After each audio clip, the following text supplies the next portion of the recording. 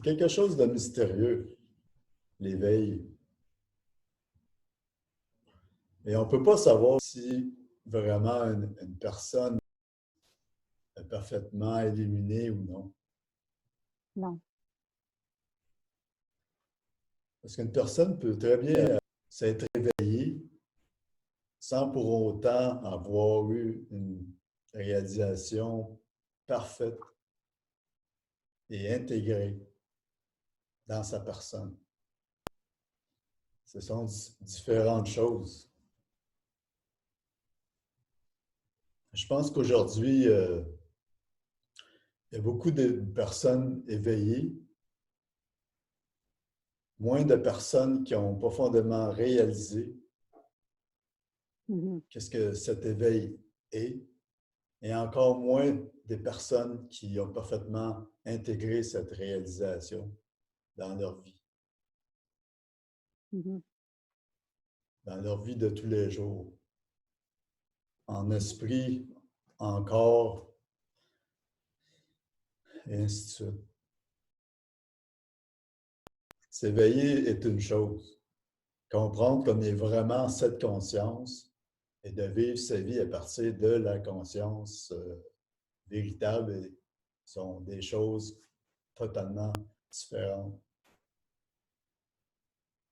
Il y a des gens qui sont habiles avec leur mental, qui comprennent bien les concepts, qui sont bons à les expliquer aussi, mais ça ne veut pas dire qu'eux-mêmes, ils sont là.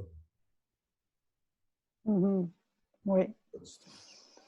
Oui, je sais que my teacher in Ontario, a Vietnamese monk, in my view, he was very good at telling Zen stories. And I really like that about him.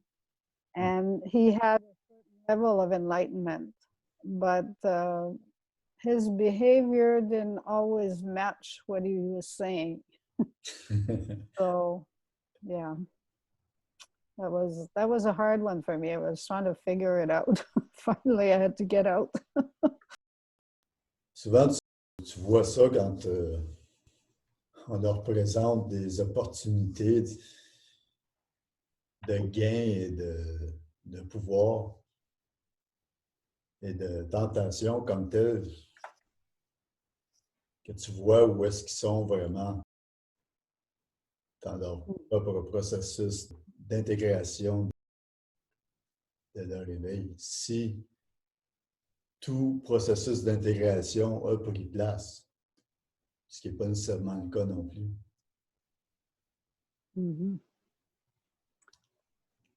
Tout le monde est conscient de beaucoup d'exemples comme ça d'enseignants ou de gourous qui étaient bons à parler de la conscience, puis que finalement, ça dégénère dans des scandales à pu finir.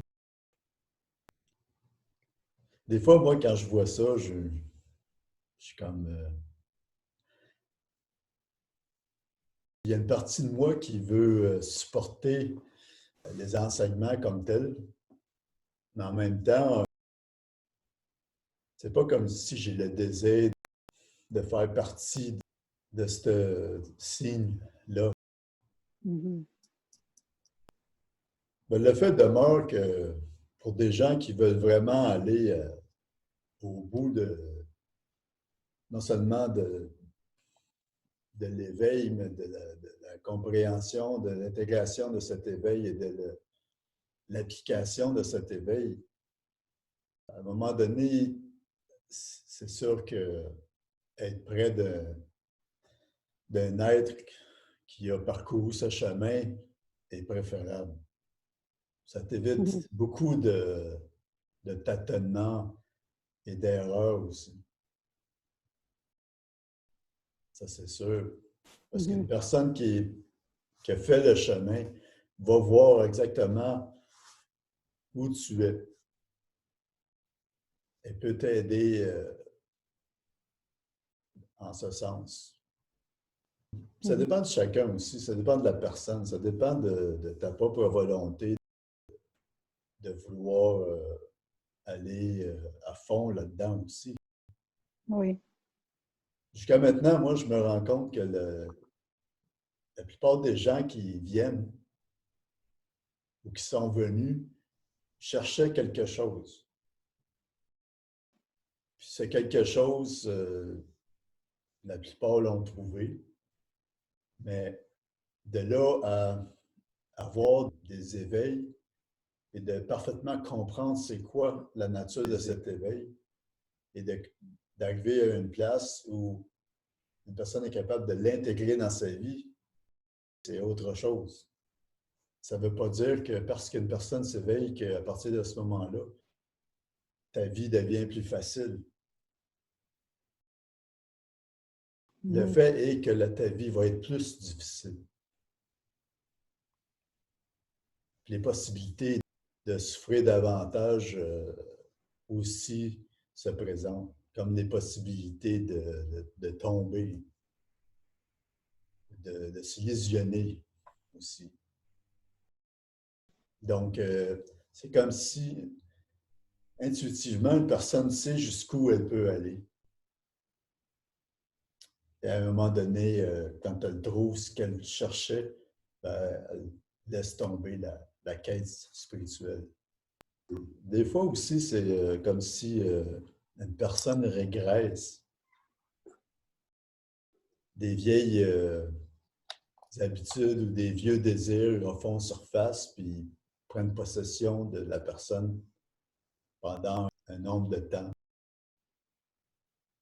de façon à ce que une compréhension encore plus profonde puisse prendre place. Donc, ça dépend.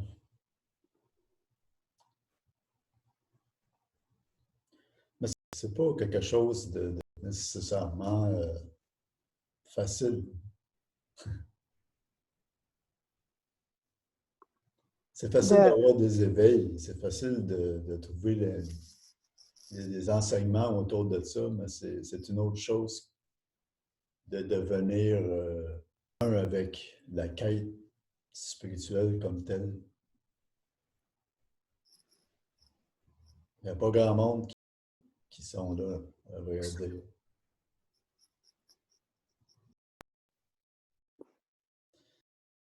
Quand je donne des satsangs, j'aime ramener l'attention au sens du je. De ne pas quitter jamais notre attention sur le sens du je. Parce que le je est comme le pont entre la conscience et l'existence. Et s'il y a des choses qui ne sont pas encore résolues ou intégrées dans la personne, bien, en étant attentif au jeu comme il est, bien, si la personne est moindrement honnête avec elle-même, elle va voir qu'il y a encore des choses à travailler. Même si la personne a pu avoir des éveils ou des réalisations comme telles.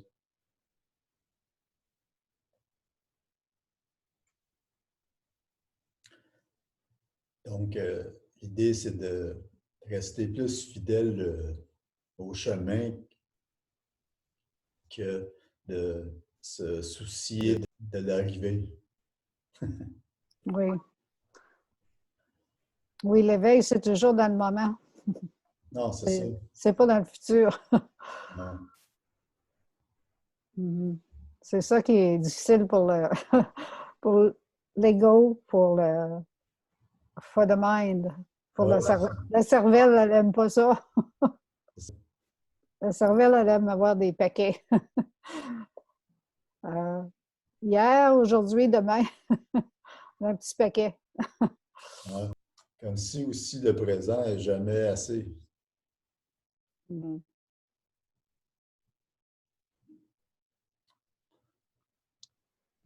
C'est difficile parce que pour moi, je trouve que souvent le présent est assez, mais plusieurs fois, je me sens frustrée. Je trouve que c'est plate. I'm bored. Mais ça, c'est parce que l'esprit, il veut quelque chose. quelque chose qu'ils ne trouvent pas dans le moment. Quelque chose de nouveau. Ben, c'est ça. C'est parce qu'on a une idée de ce qui est le présent. Et on pense que cette idée de ce qui se passe dans le présent est véritablement le présent, quand ce n'est pas ce que le présent est véritablement. L'esprit veut quelque chose d'autre. On ne va pas assez profondément. Non, c'est ça. Dans le présent. C'est ça. Comment aller plus profondément? C'est en tournant l'attention à l'intérieur. Si par exemple, on se retrouve dans cette position où le moment présent n'est pas assez, on ramène l'attention à l'intérieur à savoir si ce qu'on ressent comme tel est la réalité ou si c'est juste un état d'esprit ou une pensée ou un feeling. Puis si on est honnête avec soi-même, on se rend compte que c'est notre état d'esprit, c'est notre pensée, c'est un feeling. Ce n'est pas la réalité du présent, laquelle est infinie, laquelle ne peut pas être contenue par notre esprit. À partir de notre esprit, on veut contenir les choses, on veut acquérir les choses, on veut parvenir quelque part, on veut réaliser quelque chose. Tout ça pour arriver à une place où on se rend compte qu'il n'y a juste que l'infini. C'est tout ce qui a toujours été. Il n'y a pas de différence. La peur est reliée à notre idée que notre vie est ce qu'on pense et de perdre ce qu'on pense. Ça, c'est la peur. On ne peut pas avoir peur de ce qui seul est. J'ai souvent cette réaction-là des gens, où est-ce que les gens me disent, ils sentent que ce n'est pas assez. Quand ça se présente, bien, on questionne c'est quoi exactement qui, en eux, qui fait dire que c'est pas assez. Comme quoi, il devrait y avoir quelque chose d'autre, quelque chose de tangible dont on puisse confirmer l'existence. Mais ce ne sont que des pensées.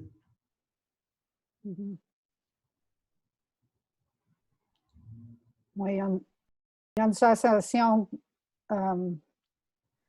pour moi, quand je pense à ça présentement, il y a une sensation que c'est quelque chose qu'on veut comme avoir, qu'on veut. Parce que c'est comme si on se rappelle du bon temps ou des bonnes choses, puis on en veut plus. Oui, c'est ça. Mais on peut seulement les voir dans les choses matérielles parce que c'est là qu'on les a eues avant. C'est quelque chose qu'on veut avoir de plus qu'on n'a pas. Mais c'est ça qui est la nature du désir. C'est relié au souvenir, puis en revivant le souvenir, on crée des sensations et on alimente la possibilité de le retrouver. Donc, on se fait prendre dans un jeu de tentation et de manque aussi. À ce moment-là, l'expérience du présent ne signifie absolument rien, sinon qu'elle permette au désir de se réaliser. Mais tout ça pour arriver à un endroit où est-ce que ce qui est attaché au désir est aussi transitoire. Un objet de désir qui mène à un autre objet de désir, et ainsi de suite. Ça finit jamais. Non. Fait que c'est ça, quand j'entends le monde dire que c'est pas assez, ben, j'amène le questionnement. là-dedans, à savoir si vraiment c'est le présent comme tel ou si c'est juste des idées. Tu vois clairement que ce ne sont que des idées. Donc, Ouais. c'est ça, au niveau spirituel, la tendance est telle qu'on cherche un état.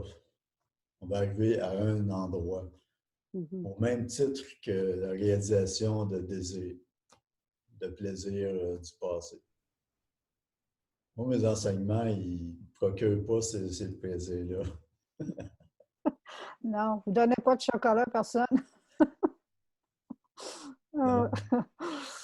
Juste le fait qu'un gourou puisse être populaire, juste ça en soi, c'est comme quelque chose que les gens cherchent pour eux-mêmes, oui. comme si c'était la source de tout bonheur, tu sais, comme si c'était ça le but de l'existence. Se retrouver à une place où les gens t'accordent toute leur attention, tu as tout l'argent du monde, le sexe, Reconnu partout. Tout le monde te connaisse. ouais. Mhm. Ah oui, il y en a plusieurs qui aimeraient ça. Fait qu'inconsciemment, c'est un peu ce que les gens cherchent. Le gourou devient un symbole du bonheur tel qu'on le conçoit, Oui. symbole de la réussite à tous les niveaux, Mhm. et ainsi de suite.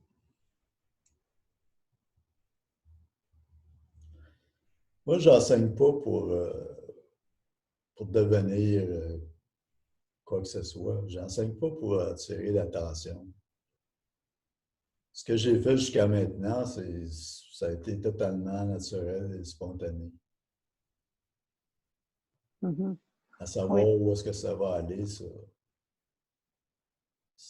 c'est pas vraiment ma décision. Oui, j'ai remarqué que ce n'est pas de grosse importance Non, pour vous d'être populaire. non. Rester authentique à moi-même, c'est là où va mon attention. Oui.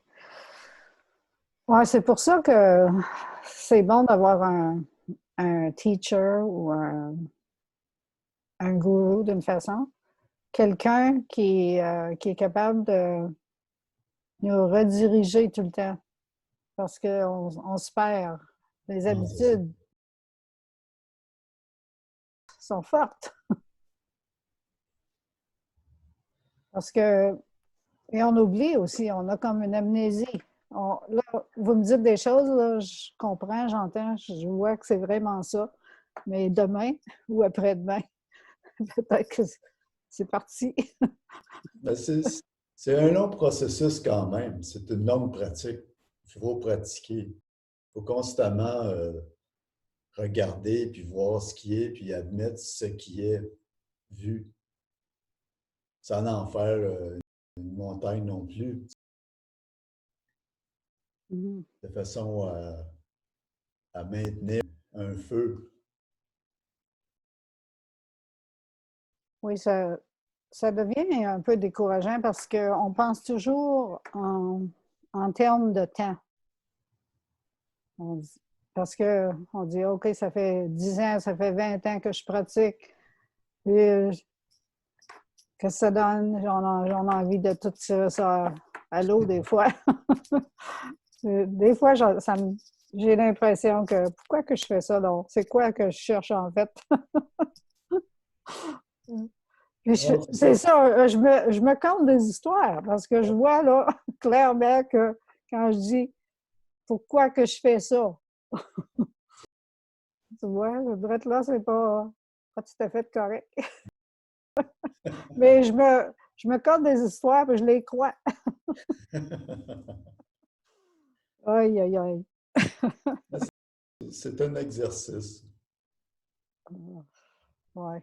C'est la même chose comme pour maintenir le corps en santé, il faut faut suivre une discipline.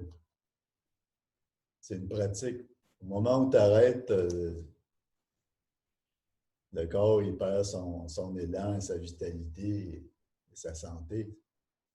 C'est la même chose au niveau spirituel, mais au niveau de la pratique spirituelle.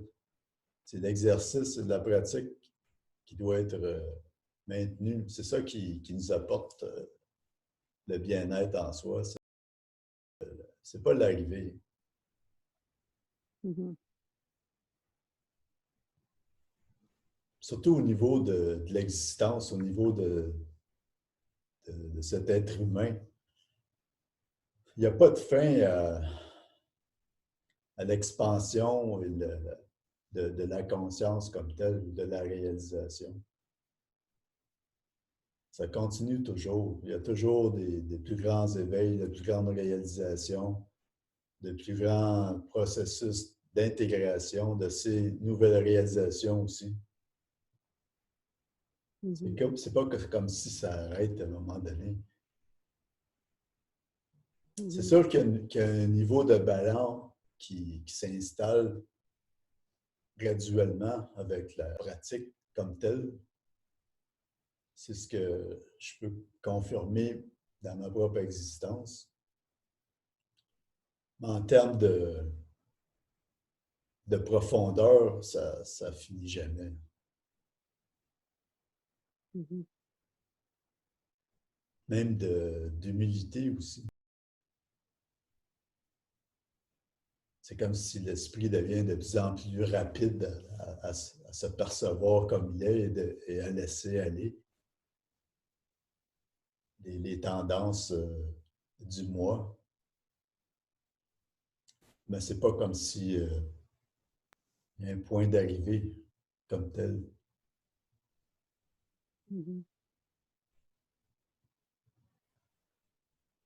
Même que je dirais que ça continue, même après cette vie-ci, ça continue dans d'autres dimensions, lesquelles contiennent leur propre challenge, leur propre réalisation, leur propre processus d'intégration et Mhm. ainsi de suite. Ouais. J'imagine, c'est vrai, oui. Mais c'est sûr qu'il y a un équilibre qui s'installe de plus en plus. Mais il y a aussi des difficultés qui se présentent où les tentations se présentent aussi à des niveaux où tu aurais pensé que ça t'arriverait jamais à toi.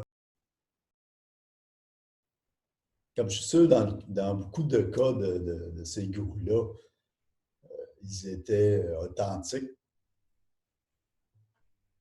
mais parce que le réveil n'a pas été parfaitement intégré, ils ont sombré à un moment donné ou un autre,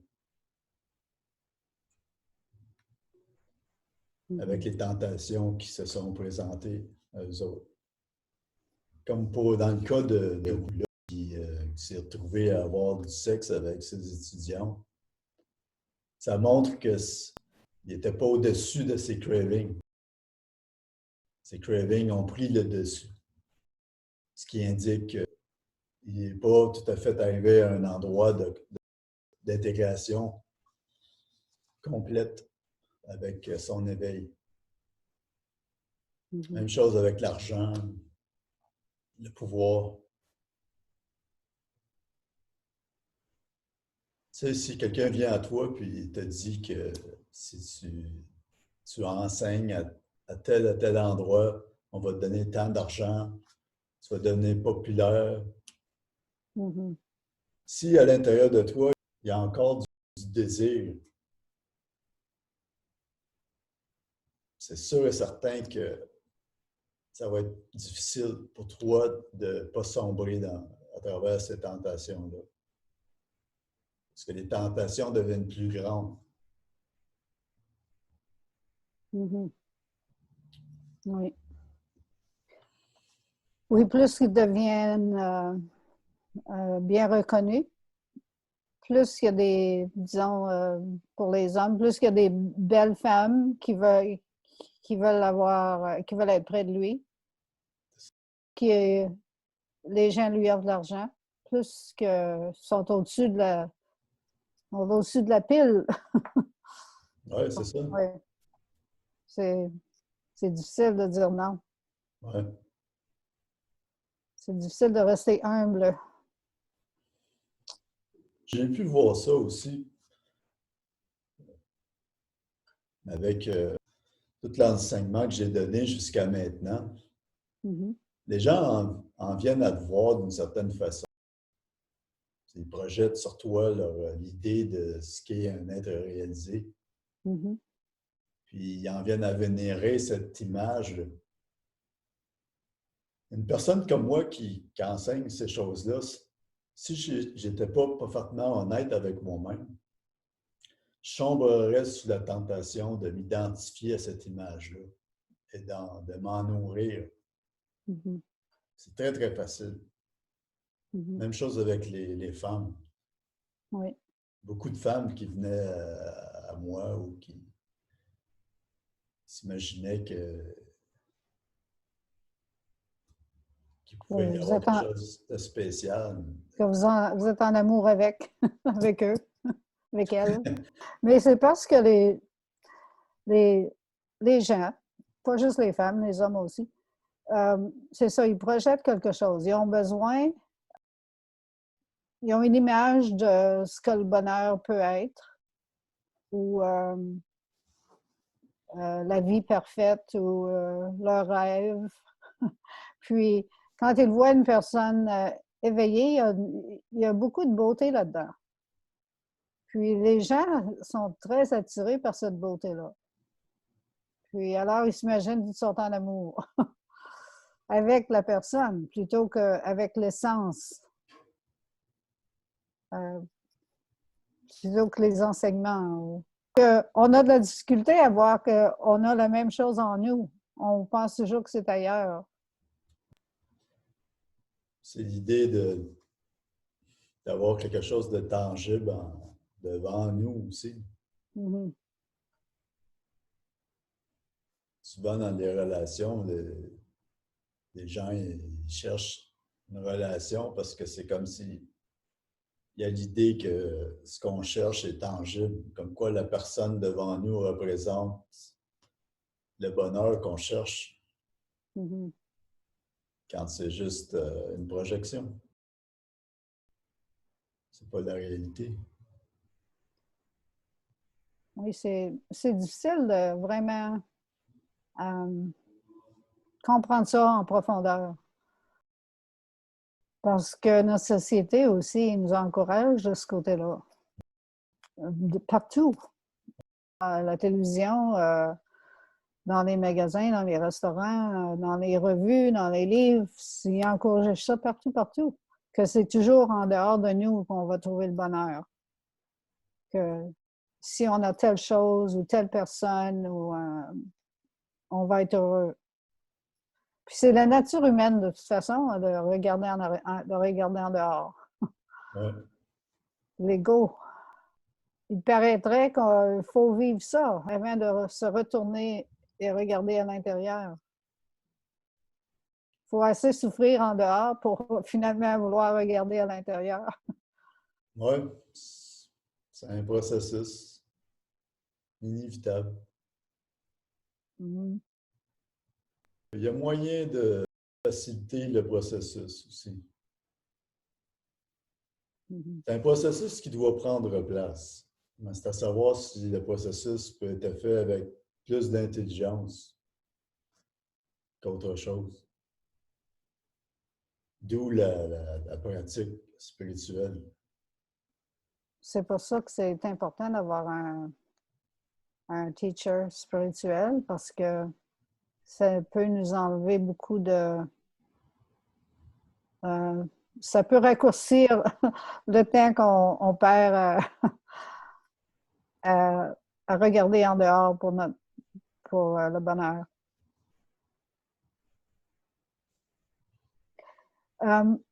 Pouvez-vous parler en Inde, il parle beaucoup de Guru's Grace. Ça veut dire quoi, ça, pour vous?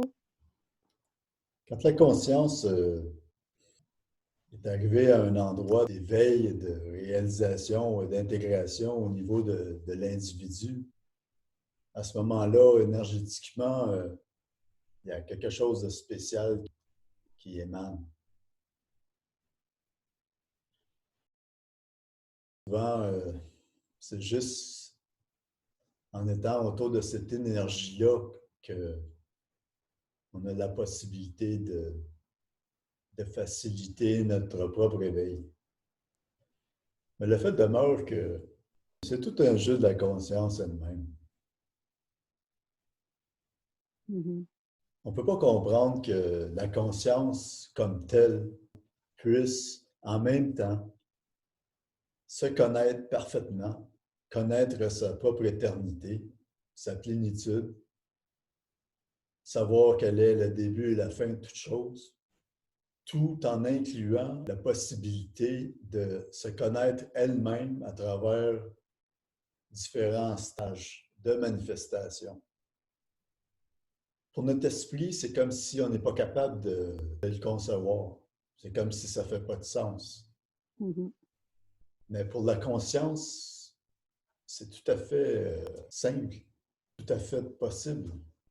La conscience peut être à la fois l'ignorance et l'intelligence. Ou ce qui serait plus vrai à dire est qu'à l'intérieur de la conscience se manifeste l'ignorance et l'intelligence. En même temps qu'il y a une connaissance de son éternité, en même temps qu'à l'intérieur de cette éternité, il y a aussi le temporaire. C'est ça. Il n'y a pas de contradiction là-dedans. Il n'y a pas de rien d'obscur ou de dualiste. So, en termes d'individu, il y a à la fois de la conscience qui s'éveille à l'intérieur d'un individu, comme ça fait aussi partie du processus ou de la réalité de l'individu de se développer lui-même et de faire des recherches lui-même pour s'éveiller à la conscience, faciliter la descente de la conscience. Comme la conscience est aussi parfaitement complète en elle-même, au-delà de ce qui prend place en elle-même à ce niveau-là de la manifestation. Donc, pour revenir à la grâce, le truc est qu'en Inde, il y a beaucoup de naïveté autour de la spiritualité.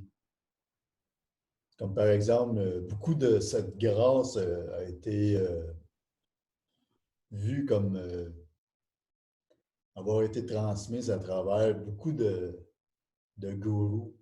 Mm-hmm. À savoir si ces gourous-là étaient parfaitement des êtres complets dans leur intégration de la conscience ou non, est une autre histoire. Il y a des gourous qui transmettent cette grâce-là sans nécessairement être à cet endroit-là en permanence. En Inde, on peut entendre parler de la grâce qui s'est manifestée à travers une personne, puis penser que la personne qui a servi comme pont représente cette grâce, ce qui n'est pas nécessairement le cas. Les gens viennent à vénérer cette personne-là comme si c'était effectivement le cas, quand ce n'est pas nécessairement le cas.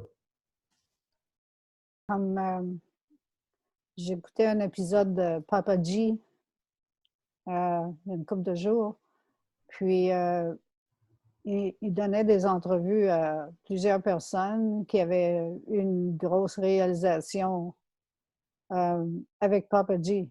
Puis eux, ils pensaient que c'était à cause de Papaji qu'il y avait eu ça. Puis c'est curieux qu'il y en aurait plusieurs, disons, dans une journée. Je ne sais pas combien de temps que ça a pris, les entrevues, mais disons même dans un mois, il y avait plusieurs personnes qui ont eu des réalisations. Est-ce que c'est curieux, ça? Non. Quand je Non. donne les satsangs, tous les gens comprennent ce que j'enseigne. À ce moment-là, tous les gens ont éliminé. Il y a une transmission directe qui s'est produite. Ça ne veut pas dire que les gens n'ont pas à continuer à travailler là-dessus. Fait que, Oui, mais là, je parle plutôt de... C'est vrai que quand vous donnez des enseignements, ils comprennent, ou quelqu'un d'autre comme Adia ou Eckhart ou Muji. Ça, c'est quelque chose vraiment qui change en nous de façon permanente. Mais là, je parle de... C'est comme plutôt un gros événement. C'est vraiment une grosse transformation comparée peut-être à quelque chose de plus subtil. Puis je trouvais ça curieux qu'il y avait tellement de personnes qui avaient eu des grosses transformations, apparemment, d'après ce qu'ils disaient. ouais, mais c'est ça.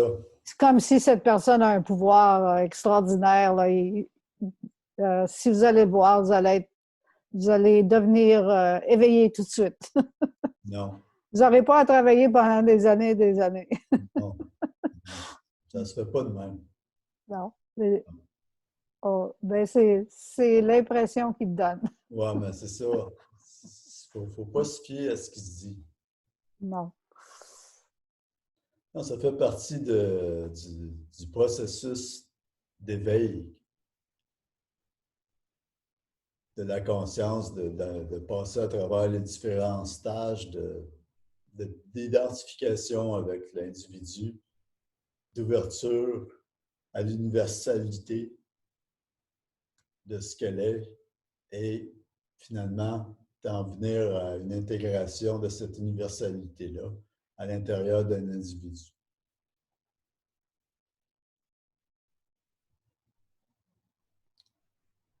Ça fait partie de l'éveil de travailler sur soi-même. Sans travail sur soi-même, quelle sorte d'éveil que ça pourrait être? Il faut passer à travers l'expérience, acquérir la force et la maturité à travers l'expérience. Sans quoi l'éveil n'est pas parfait.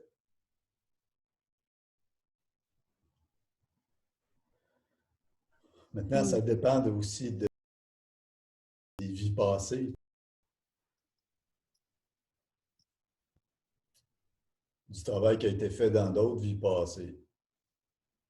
Il y a des gens qui sont très, très près, non seulement de leur propre éveil, mais de faciliter la profonde réalisation de cet éveil et de l'intégration de cet éveil dans leur vie.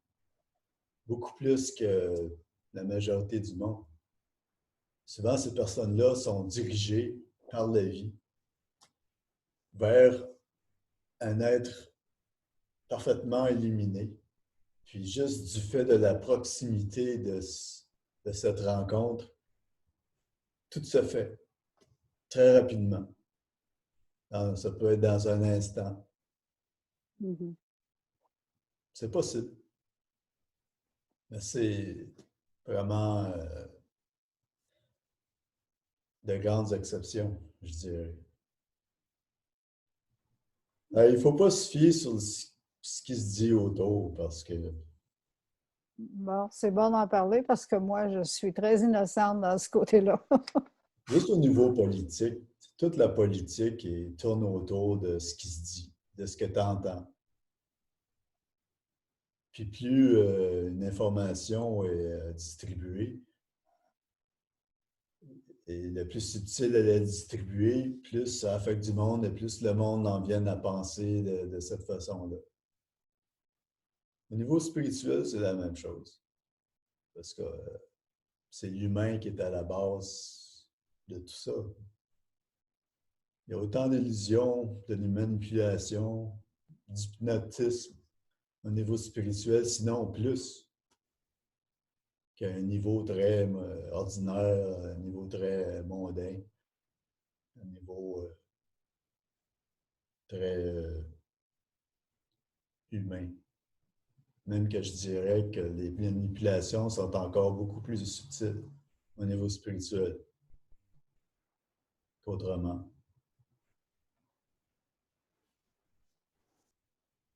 Ça dépend des informations. Oui. On ne Ah peut pas oui. savoir. Oui. Même au niveau individuel, quand une personne commence à avoir des éveils, la personne en vient à croire quelle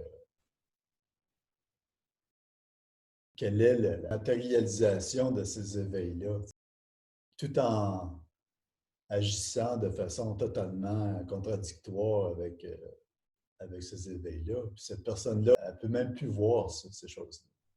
Mm-hmm. Elle veut juste s'attacher à l'idée de ce qu'elle croit être, tout en agissant d'une façon complètement aberrante. Mm-hmm. C'est une forme d'hypnotisme qui prend place, puis qui fait aussi partie des choses qu'une personne doit comprendre pour soutenir une intégration de ces éveils-là. C'est des tentations qui surgissent sur le chemin presque nécessaires. D'une façon, dans l'Ouest, on est chanceux qu'on n'a pas de culture comme ça. Fait que si on a un événement, on n'est pas porté à avoir trop d'histoires autour de ça. Oui, mais en même temps, c'est très matérialiste. Les gens, ils veulent quelque chose. Ah oui. S'il n'y a rien, ben, ils s'en vont ailleurs. C'est comme je me souviens d'une soirée où je posais des questions sur mes expériences. Ah oui, je me rappelle. Oh, il n'était pas content, l'homme. J'ai écouté le Satsang dernièrement. Ah, vous l'aviez enregistré, c'est vrai? Ouais. Linda Quiring, she had thought that was so hilarious. She loved that. She had a big awakening when you said that. Oui, ben c'est ça. C'est honnête, dans le sens que l'idée, c'est pas d'avoir des expériences, c'est de comprendre la réalité telle qu'elle est. That sounds so boring.